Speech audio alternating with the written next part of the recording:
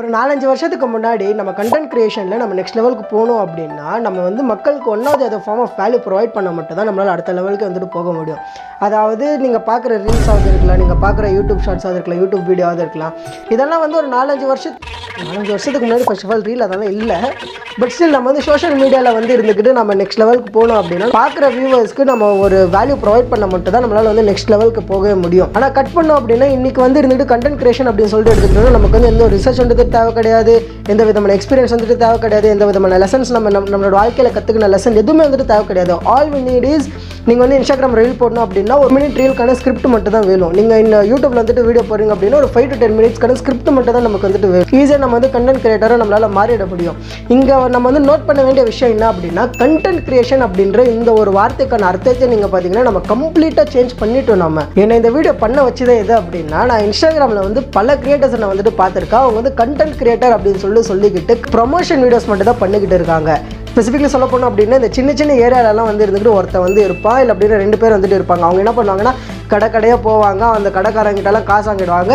காசு வாங்கிட்டு அந்த கடையை வந்து ப்ரொமோட் பண்ணுற மாதிரி ஒரு ரீல் போட்டாங்க அப்படின்னா அது வந்துட்டு கொஞ்சம் வைரல் ஆகி அட்வர்டைஸ்மெண்ட் மாதிரி போயிட்டு அவங்க வந்து இருந்துக்கிட்டு நான் வந்து ஒரு கண்டென்ட் கிரியேட்டர்ப்பா அப்படின்னு சொல்லிட்டு சொல்லிப்பாங்க. இது மாதிரி பல பேர் நான் வந்துட்டு இங்கே அதாவது என்னோட வீட்டுக்கிட்டே நீங்கள் பார்த்தீங்கன்னா நிறைய பேரை நான் வந்துட்டு பார்த்துருக்கேன். இதெல்லாம் பார்த்ததுக்கு அப்புறமா தான் இவங்க எப்படி இவங்களை வந்து கண்டென்ட் கிரியேட்டர் அப்படின்னு சொல்லிட்டு கூப்பிடுறாங்க அப்படின்ற ஒரு கேள்வி எனக்கு வந்துட்டு வந்திருந்தது. இது மட்டும் கிடையாது, பல இன்னைக்கு நம்ம பார்க்குற மில்லியன்ஸ் ஆஃப் ஃபாலோவர்ஸ் வச்சுக்கிட்டு இருக்கிற பல இன்ஃப்ளூயன்சர்ஸ் வந்து இருந்துக்கிட்டு இது மாதிரி வந்துட்டு வளர்ந்துருக்காங்க. எது ப்ரொமோஷன் பண்ணி கிடையாது, அவங்களோட மூளையை யூஸ் பண்ணாமல் எதுவுமே பண்ணாமல் எந்த ஒரு வேல்யூவும் ப்ரொவைட் பண்ணாமல் சும்மா ஏதோ ஒரு கண்ட கருமத்தை போட்டுட்டு அவங்க வந்து அப்படியே ஃபாலோவர்ஸ் இன்க்ரீஸ் பண்ணிக்கிறாங்க, வியூஸ் வந்துட்டு இன்க்ரீஸ் பண்ணிக்கிறாங்க. அப்படியே அவங்க வந்து வளர்ந்து போய்கிட்டே இருக்காங்க. and they call themselves as influencers and content creators. அவங்க கிட்ட போய் நீங்கள் எது மாதிரி கண்டென்ட் நீங்கள் வந்து ப்ரொவைட் பண்ணுறீங்க, எது மாதிரி வீடியோஸ் நீங்கள் பண்ணுறீங்க அப்படின்னு சொல்லிட்டு கேட்டால் அதுக்கு வந்து தெளிவான பதிலே வந்துட்டு இருக்காது. நான் வந்து ஒரு பேட்டர்னை நான் வந்து இன்ஸ்டாகிராமில் அதிகமாகவே நான் நோட் பண்ணியிருக்கேன்.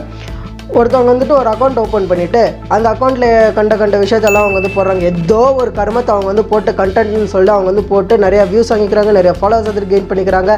அது அப்படியே கொஞ்சம் கொஞ்சமாக நெக்ஸ்ட் ஸ்டெப் போக அன்எத்திக்கலான பிராண்ட்ஸ் அவங்க வந்து ப்ரொமோட் பண்ணுறாங்க.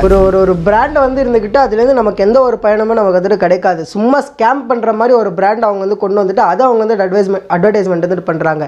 இன்னும் ஒரு சில பேர் எல்லாம் வந்து இருந்துக்கிட்டு பர்சனல் பிராண்டிங் ஏஜென்சிஸ் அப்படின்னு சொல்லிட்டு ஒரு மார்க்கெட்டிங் ஏஜென்சி அவங்க வந்து ஓப்பன் பண்ணி வச்சுட்டு நிறைய கிரியேட்டர்ஸ், நிறைய அப்கமிங் கிரியேட்டர்ஸ் எல்லாரையும் இவங்க வந்து வாங்கி வச்சுக்கிட்டு நான் வந்து உங்களோட அக்கௌண்ட்டை நான் வந்து க்ரோ பண்ணி காமிக்கிறேன், உங்களோட அக்கௌண்ட்டை நான் வந்துட்டு இருந்துக்கிட்டு புஷ் பண்ணி காமிக்கிறேன், அது பண்ணுறேன் இது பண்ணுறேன் அப்படின்னு சொல்லிட்டு இது மாதிரி ஏஜென்சிஸ் இவங்க வந்து ஓப்பன் பண்ணி வச்சிடுறாங்க. இந்த ஒரு பேட்டர்ன் வந்து பல பேர்கிட்ட நீங்கள் வந்துட்டு நோட் பண்ணலாம். நான் இன்னும் ஸ்பெசிஃபிக்காக சொல்ல போனோம் அப்படின்னா இந்த நிறைய பேருக்கு ஆல்ரெடி தெரிஞ்சிருக்கும், இருந்தாலும் நான் சும்மா சொல்லிக்கிறேனே, இந்த ரேட்டிங்ஸ் பண்ணுற மாதிரி ரீல்ஸ் எல்லாம் இருக்கலாம், இல்லை அப்படின்னா 4K பயங்கர குவாலிட்டியான ரீல்ஸ் எல்லாம் இருக்கலாம், பயங்கரமான லைட்டிங்ஸ் வச்சுக்கிட்டு ஏதோ ஒரு என்னென்னோ லைஃப் மோட்டிவேஷன் அது இதுன்னு சொல்லிட்டு ஒரு ஸ்கிரிப்டை எழுதி வச்சுட்டு போஸ்ட் பண்ணுற ரீல்ஸாக இருக்கலாம். இவங்க எல்லாருமே வந்து இருந்துக்கிட்டு இவங்களா பண்ணுற கண்டென்ட் கிடையாது. இவங்களுக்கு மேலே வந்து நீங்கள் பார்த்தீங்கன்னா ஒரு பர்சனல் பிராண்ட் ஏஜென்சி வந்துட்டு இருப்பாங்க, ஒரு டிஜிட்டல் மார்க்கெட்டிங் ஏஜென்சி வந்துட்டு இருப்பாங்க.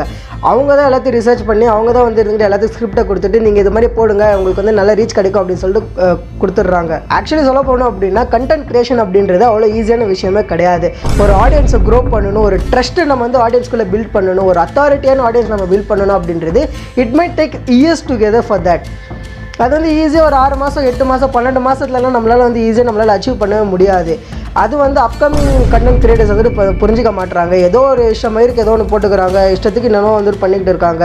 அது வந்துட்டு ரீச் ஆகுது வேறு. பல இன்ஃப்ளூயன்சர்ஸ் வந்து நீங்கள் பார்த்தீங்கன்னா அதாவது இன்ஸ்டாகிராம்லேயாவது இருக்கலாம், யூடியூப் ஷார்ட்ஸ்லேயாவது இருக்கலாம், இவங்க எல்லாருமே வந்து இருந்துக்கிட்டு இது மாதிரி ஒரு சில ப்ராடக்ட்ஸ் எல்லாம் அவங்க வந்து சேல் பண்ணுவாங்க. அதாவது ஒரு சில ப்ராடக்ட்ஸ் எல்லாம் அவங்க வந்து அட்வர்டைஸ் பண்ணுறாங்க. நான் இது போட்டதுனால தான் என்னோடய மூஞ்சி இப்படி மாறிடுச்சு, நான் இது போட்டதுனால தான் இது வந்துட்டு என்னோடய லைஃப் இப்படியே மாறிடுச்சு, நான் இந்த சப்ஸ்கிரிப்ஷன் எடுத்ததுனால என்னோடய வாழ்க்கை இப்படியெல்லாம் மாறிடுச்சு, நான் இதை யூஸ் பண்ணுறதுனால இப்படியெல்லாம் மாறிடுச்சு அப்படின்னு சொல்லிட்டு அவங்க வந்து அட்வர்டைஸ் பண்ணுறாங்க. ஆக்சுவலி சொல்ல போனோம் அப்படின்னா இந்த பிராண்டுக்காரன் வந்து இருந்துக்கிட்டு ஒரு 10 இன்ஃப்ளூயன்சர் செலக்ட் பண்ணிட்டு அந்த 10 இன்ஃப்ளூயன்சர்ஸ்க்கும் சேம் ஸ்கிரிப்டை வந்துட்டு கொடுக்குறாங்க. சேம் ஸ்கிரிப்ட் கொடுத்துட்டு அதையும் அந்த இன்ஃப்ளூயன்சர்ஸ் வந்துட்டு வீடியோ பண்ணி போடுறாங்க. ஆனால் நம்ம நுணுக்கமாக நம்ம நோட்டீஸ் பண்ணி பார்த்தோம் அப்படின்னா அந்த இன்ஃப்ளூயன்சர்ஸ் யாருமே வந்து அந்த ப்ராடக்ட், அந்த சப்ஸ்கிரிப்ஷன், அந்த அவங்க ப்ரொமோட் பண்ணுற ஒரு விஷயத்தை அவங்க வந்து யூஸ் பண்ணியிருக்கவே மாட்டாங்க. ஸ்பெசிஃபிக்கலி சொல்ல போனோம் அப்படின்னா இந்த பெட்டிங் ஆப்ஸ், கேமிங் ஆப்ஸ் இது எல்லாத்தையும் நீங்கள் பார்த்தீங்கன்னா அவங்க வந்து யூஸ் பண்ணியிருக்க மாட்டாங்க, சும்மா அட்வர்டைஸ் பண்ணுறாங்க. நம்ம இது இன்னும் கொஞ்சம் டீப்பாக நம்ம யோசிச்சு பார்த்தோம் அப்படின்னா ஃபாலோவர்ஸ் அவங்க வந்து ஸ்கேம் பண்ணுறாங்க. ஒருத்தவங்களை ஏமாத்துறது ஸ்கேம் அப்படின்னா ஃபாலோவர்ஸை ஏமாற்றி அவங்க காசு சம்பாதிக்கிறது ஸ்கேம் தானே. நான் இதுதான் சொல்கிறேன், கண்டென்ட் கிரியேஷன் அப்படின்ற இந்த ஒரு வார்த்தைக்கான அர்த்தத்தை கம்ப்ளீட்டாக சேஞ்ச் பண்ணிட்டாங்க இந்த இன்ஸ்டாகிராம் இன்ஃப்ளூயன்சர்ஸ். இந்த வீடியோ பார்த்துட்டு ஒருத்தங்களாவது சேஞ்ச் ஆகிட்டாங்க அப்படின்னா I will be more then happy for that.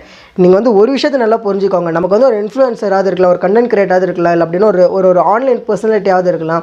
அவங்க வந்து நமக்கு ஒரு வேல்யூ ப்ரொவைட் பண்ணல அப்படின்னா நம்ம அவங்களை ஃபாலோ பண்ணி எந்த ஒரு பிரயோஜனமும் கிடையாது. அதை வந்து ஃபர்ஸ்ட் ஆஃப் ஆல் கிளியர் கட்டாக வந்து புரிஞ்சுக்கோங்க. இன்க்ளூடிங் மீ, நான் வந்து யூடியூப் வீடியோஸ்லாவது இருக்கலாம், இன்ஸ்டாகிராம்லேயாவது இருக்கலாம், இல்லை அப்படின்னா ஏதோ ஒரு சோஷியல் மீடியா ஆப்பில் நான் வந்து ஒரு வேல்யூ உங்களுக்காக நான் ப்ரொவைட் பண்ணல அப்படின்னா என்ன கூட நீங்கள் ஃபாலோ பண்ணணுன்ற எந்த ஒரு அவசியமும் கிடையாது.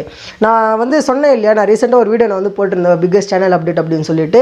நான் நம்மளோட யூடியூப் டீமை நான் வந்து பெருசாக்குறோம் அப்படின்னு சொல்லிட்டு ஒரு வீடியோ நான் வந்து போட்டேன். ஆக்சுவலி என்னோட டீமில் வந்து ஒரு 6-7 பேர் வந்துட்டே இருக்காங்க. அவங்க எல்லாருமே புதுசாக ஒரு கண்டென்ட் அவங்க வந்து கொண்டு வராங்க. நம்ம இதை பற்றி பேசலாம், இப்படி பண்ணலாம், அப்படி பண்ணலாம் அப்படின்னு சொல்லிட்டு.